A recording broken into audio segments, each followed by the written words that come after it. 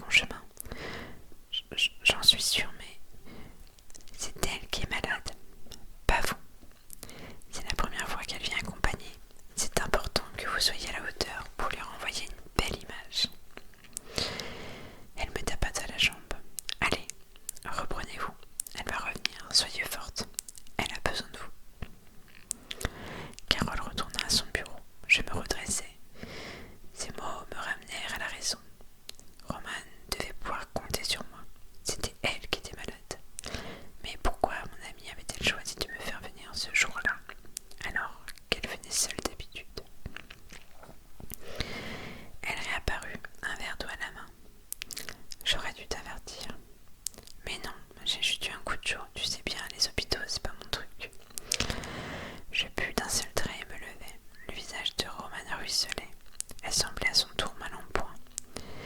Elle enleva son manteau qu'elle plia sur son avant-bras. « Qu'est-ce qui t'arrive ? Tu es trempée. » « J'étouffe, mais je ne suis pas sûre que tu sois prête à me voir telle que je suis. Tu plaisantes. Je te vois déjà telle que tu es, une battante qui va s'en sortir. Enlève ton bonnet et partons en guerre. À deux, nous serons plus fortes. » Je me conditionnais pour ne pas faiblir à la vue de sa tête chauve. Elle l'ôta, baissant les yeux pour ne pas soutenir mon regard. Je lui soulevai le menton pour redresser son visage. « Quelle chance tu as d'avoir un si beau crâne. Tu ressembles à Nathalie Portman dans V pour Vendetta. Même sensualité, même sourire, même bombasse. » Je la pris dans mes bras et lui glissai l'oreille. « C'est quand même pas un cancer qui va nous gâcher la vie. » Carole me fit un clin d'œil discret que je lui rendis. « Allez Romane, c'est parti. Explique-moi comment ça se passe. » Elle sourit et me prit par le bras. Après s'être annoncé une infirmière, Romane vint patienter à côté de moi. « Raconte-moi. Tu t'en es aperçu quand? Ça dure depuis combien de temps? » Mon ami retraça en détail les premiers doutes, les examens, l'angoisse, des résultats, la sentence, le combat, la douleur, les conséquences, la peur. Je l'écoutais, imaginant ce qu'elle avait pu endurer lorsqu'une jeune femme en blouse blanche, Pascal, annonça le début des soins. « Vous êtes venu accompagner cette fois-ci? » « Oui, une sortie entre filles. Il y avait longtemps. » Romane cligna des yeux. Nous entrâmes dans une grande salle commune où chaque espace trouvait son intimité virtuelle derrière des paravents. Nous nous installâmes chacune à notre poste. Romane, allongée, dénuda son épaule et le haut de sa poitrine pour dégager le cathéter. Pascal prépara les mélanges et moi, assise dans le fauteuil, je me sentais prête à m'évanouir. « Vous avez eu le Taxol la semaine dernière. Aujourd'hui, c'est plus tranquille. Il n'y a que l'Avastin. » Pascal s'approcha de mon ami, une grande aiguille à la main. « Prête? » »« Oui, » répondit Romane en serrant les dents. Elle prit une grande inspiration. Je fis de même, gonflant mes poumons au maximum. Pascal piqua d'un coup sec dans le cathéter, puis accrocha les poches de liquide en haut d'une perfusion reliée à un ordinateur compte-gouttes qu'elle programma. C'est parti pour une demi-heure de discussion, les filles. Si vous avez besoin de moi, faites-moi signe. Romane ne semblait pas s'ouvrir. Elle redressa le dossier du lit par une impulsion électrique sur la télécommande.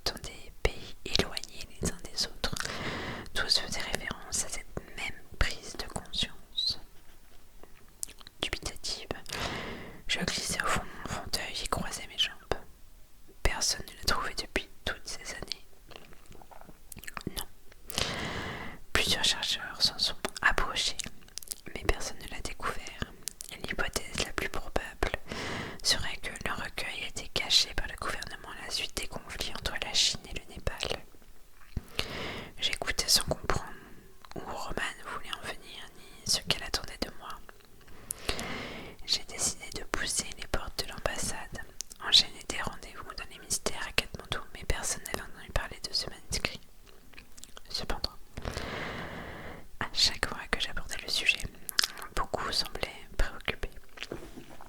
Et puis mon médecin m'a ordonné de rentrer en France afin de commencer le traitement. Tu as donc fait le maximum. Attends la suite. La veille du départ, un homme m'a remis une lettre dans le hall de l'hôtel avant de s'enfuir. Ton histoire ressemble à une nouvelle course au trésor. Je suis sérieuse, Maëlle. Excuse-moi, je t'écoute, mais avoue quand même que son regard se durcit. Je cessai mes sarcasmes. Roman sortit une enveloppe de son sac et me tendit son contenu, une feuille froissée sur laquelle était écrit dans un anglais parfait. Oubliez vos recherches, elles ne vous apporteront que des ennuis. Cette histoire semblait lui tenir à cœur, mais je me demandais si les effets secondaires de ces traitements ne la rendaient pas rêveuse. Elle lut dans mes pensées. Je sais, tout ça paraît absurde. Je suis moi aussi restée dans le doute pendant plusieurs semaines. Il y a de quoi, franchement. J'ai gardé le contact avec Jason. Malgré les avertissements à répétition, il a continué ses recherches. Chaque lettre anonyme a confirmé la véracité de cette légende, et les événements lui ont donné raison. Avant-hier, il m'a appelé pour me dire qu'il était en possession d'une copie de la méthode, qu'il était prêt à me remettre. Comme nous nous en doutions, il a découvert que le gouvernement cachait le manuscrit. Les enjeux financiers étaient bien trop importants pour prendre le risque de voir baisser les ventes de médicaments. Révéler de telles pratiques de pensée préventive et curative remettrait en cause les équilibres juteux du secteur. Arrête un peu. Avant de déstabiliser l'activité, il va se passer quelques années. J'ai lu tout récemment que le marché mondial pharmaceutique était évalué à plus de 850 milliards de dollars de chiffre d'affaires, soit 4 fois plus qu'il y a 20 ans. Et il continue à croître, tu le sais mieux que moi. Alors, imagine une approche qui ferait fléchir cette tendance. L'économie planétaire en serait affectée. Voyons, Roman, relativise un peu.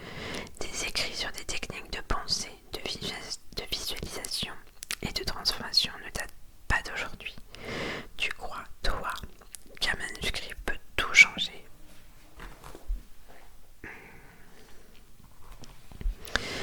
Oui, par une prise de conscience globale, bien sûr. Ce qu'il manque à chacun, c'est une méthode. Je soupirai. Admettons. Et qu'attends-tu de moi? Que tu me rapportes cet ouvrage. Tu te rends compte, Maëlle, il pourrait me guérir. Mais enfin, Roman, tu ne vas pas gober toutes ces histoires. Tu dois faire confiance à la médecine et continuer à te battre. Aujourd'hui, la majeure partie des cancers du sein se soignent. Tu es sur le bon chemin. Je suis là maintenant. À nous deux, c'est gagné d'avance. Je veux mettre toutes les chances de mon côté. Si ce n'était pas important pour moi,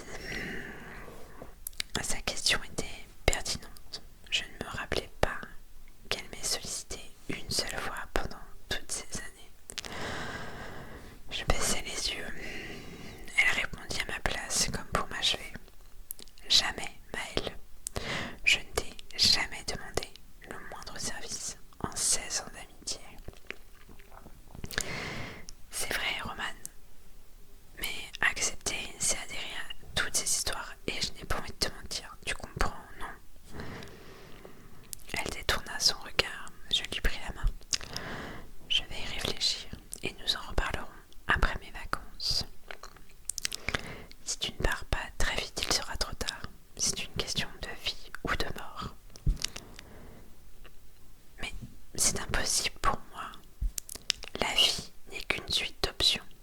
Arrête Roman, je te reconnais plus. Tu me fais peur, tu connais à peine ce type. Le choix t'appartient. Au même moment, le compte-gouttes se mit à sonner. Pascal ne se fit pas attendre. Elle stoppa l'alarme, nota les informations, lut sur l'écran et libéra Roman de sa perfusion. Je suis désolée, mesdames, il est temps de laisser la place aux autres. Elle fixa Roman. On se voit la semaine prochaine, puis se tourna vers moi. À bientôt. Nous restâmes silencieuses jusqu'à la sortie de l'hôpital. Roman insista pour me déposer. Le silence régna un long moment dans la voiture.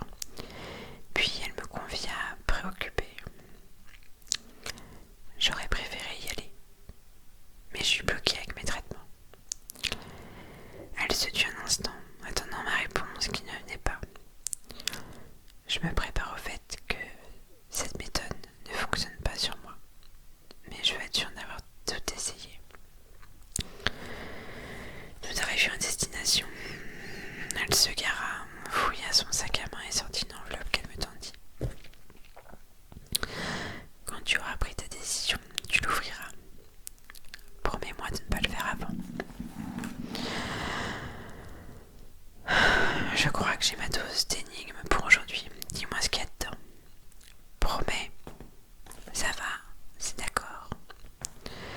J'embrassai mon ami qui me serra avec insistance dans ses bras en me glissant l'oreille à un long « Merci. Je t'aime tellement », conclut-elle. Surprise par l'expression de ses sentiments, elle qui était si pudique, je ne sus quoi répondre. Je partis en direction du Louvre, la missive dans une main, lui faisant signe de l'autre. Je sentis dans mon dos son regard me suivre un long moment. J'étais sonnée par la matinée qui venait de s'écouler. Je traversais le jardin des Tuileries pour me rendre à mon bureau place de la Madeleine. Il était un peu plus de midi et pour une fois je n'avais pas faim. Je suivis un rayon de soleil jusqu'à la cour carrée du Louvre, puis la pyramide inversée, enfin l'arc de triomphe du carrousel, jusqu'au bassin. Je devais être la seule personne ce jour-là à ne rien voir de ce merveilleux endroit. La vue d'une chaise basse, le dossier incliné en direction du soleil, m'incita à me poser un instant. Je ne cherchais pas à lutter.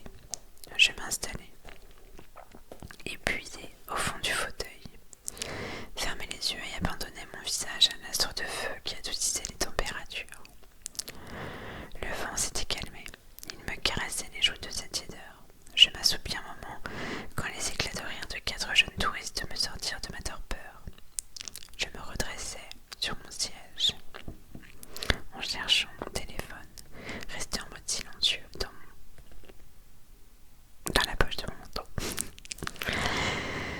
35 appels, 48 emails, 12 SMS et 3 notifications de rendez-vous. Je bondis et pressai le pas pour quitter les jardins par la place de la Concorde. Les feuilles des arbres centenaires tentaient de m'inviter à valser une nouvelle fois, mais je n'avais plus le cœur au jeu. Je chassais d'un coup de pied brutal, agacé. Je remontais la rue Royale en écoutant les messages accumulés. À peine les portes de l'ascenseur s'ouvrirent-elles que l'hôtesse d'accueil se précipita vers moi. « Maëlle, le président vous cherche. J'ai tenté de vous appeler à plusieurs reprises. J'ai vu. Prévenez-le de mon arrivée. » Passant le premier open space, le directeur commercial vint à ma rencontre. « Ça va? Tu as un problème? Pierre te cherche. » Il est vrai qu'en 8 ans, je ne m'étais jamais absentée plus de 2 heures sans prévenir.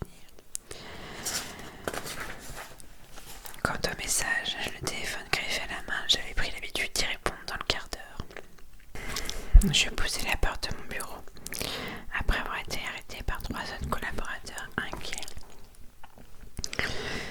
J'allumai mon ordinateur.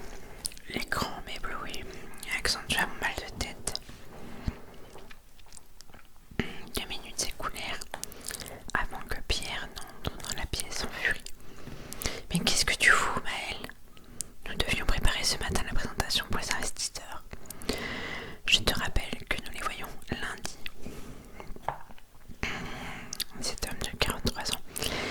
qui j'avais passé les 100 derniers mois à réfléchir à la stratégie de notre société, à laquelle je donnais toute ma vie jour après jour, me demandait ce que je faisais. J'avais pris une demi-journée et j'avais droit à une scène de ménage. Bien sûr, il ne pouvait pas comprendre que ces dernières heures avaient anéanti toutes mes priorités. Je regardais gesticuler la fourmilière dans laquelle j'avais un rôle essentiel, mais plus rien n'avait le même goût. Seul Roman habitait mes pensées, au point que je ne savais plus laquelle de nous deux avait un cancer. Je m'écroulais en sanglots, ce qui déstabilisa Pierre. Il changea de ton. Bon, Maël, ne te mets pas dans cet état, tu me connais, je m'emporte vite, tu as l'habitude. Je ne parvins pas à retenir mes larmes, j'étais embarrassée. Mais que se passe-t-il? Je suis fatiguée, je vais rentrer. Ne t'inquiète pas, je serai là demain, tout sera prêt. Ce n'est pas la réunion qui me préoccupe, c'est toi. Qu'est-ce qui t'est arrivé ce matin? Un tsunami, mais je ne suis pas en mesure d'en parler maintenant. Tu sais que je suis là. Appelle-moi quand tu veux et prends le temps qu'il te faut. Je me débrouillerai avec les investisseurs. Je me ressaisis en le remerciant, rassemblai mes affaires et rentrai chez moi. Le ciel s'était noirci et devenait menaçant, annonçant l'orage qui ne se fit pas attendre. Je me précipitai dans le hall de mon immeuble, montai les marches jusqu'au premier étage et me jetai emmitouflé sur mon canapé. Comment était-ce possible? 2 heures avaient suffi à faire basculer mon quotidien. Les mots de Roman résonnaient dans ma tête. Que voulait-elle dire par une histoire de vie ou de mort? C'est vrai qu'elle ne m'avait jamais rien demandé pendant toutes ces années. Sa présence et sa constance envers moi n'avaient jamais faibli dans les bons comme les mauvais moments. Mais comment tout quitter pour partir au Népal? Je ne situais même pas ce pays dans l'Himalaya. Et puis, mon travail ne me permettait pas de m'absenter en ce moment. Mais comment refuser cela à mon amie la plus chère? D'un autre côté, comment accepter cette histoire abracadabrante? À sa place, je me serais accrochée à n'importe quoi. Pendant les 3 heures qui suivirent, les questions sans réponse continuèrent à se bousculer. Au fond, je savais que s'il arrivait quoi que ce soit à mon ami, je regretterais toute ma vie de ne pas avoir tenté cette chance. Je réfléchis à cette alternative, aux urgences des prochains jours. Comme le disait Pierre, il se débrouillerait quelques jours sans moi, et puis il ne tenait qu'à moi d'annuler mes vacances. Pour le reste, il n'y en avait pas. J'étais persuadée que Roman s'illusionnait quant à la réalité de cette méthode et de ses pouvoirs magiques, mais je ne supportais pas l'idée de faillir à sa demande. Je tergiversai 1 heure supplémentaire puis actai ma décision. Je ne pouvais pas me dérober. Mon estomac gronda, signe de soulagement. J'introduisis 2 tartines dans le grille-pain sur lesquelles j'étalais du tarama, pressa un petit tronc et me servis un verre de vin blanc que je bus un seul trait. J'en remplis un second et m'allongeai pour le déguster. Mon encas, l'alcool dilua mes pensées